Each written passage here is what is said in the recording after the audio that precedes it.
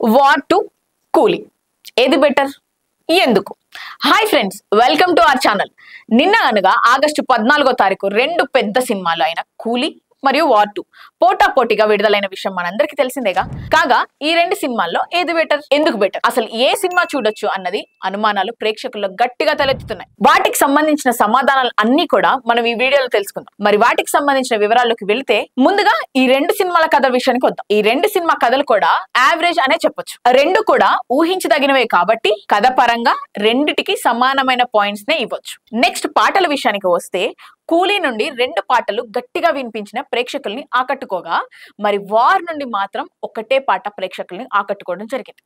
అంటే పాటల రకంగా కూలీ వార్ 2 కంటే బెటర్ అనే చెప్పొచ్చు. ఆ తర్వాత ఫైట్ల పరంగా కూడా రెండు సినిమాలు గట్టిగానే పోటీ పడ్డాయని చెప్పొచ్చు. ఎందుకంటే ఏ సినిమాకి తగ్గట్టు ఫైట్లు ఆ సినిమాలో ఉన్నాయి కాబట్టి ఫైట్ల పరంగా రెండు సినిమాలు కూడా దగ్గరగానే ఉన్నాయి.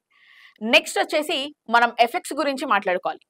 కూలీలో ఎఫెక్ట్స్ ఏమైనా వాడారో లేదో నాకైతే తెలియదు, కానీ వాడినప్పటికీ తెలియకుండా చాలా చక్కగా ఈ సినిమాని తీశారు. కానీ వార్ 2లో మాత్రం ఇవెక్కడి ఎఫెక్ట్స్ రా బాబు, ఇంత దారుణంగా ఉన్నాయి అని ఎంతలా అనిపించాయి. మరీ పాత సినిమాల కంటే ఘోరంగా పెట్టారు అనిపించేలా విఎఫ్ఎక్స్ ని వాడడం జరిగింది. అలా ఎఫెక్ట్స్ పరంగా వార్ 2 ఫెయిల్ అంటే ఇక్కడ మరో పాయింట్ కూలీకి రావడం జరిగిందనమాట.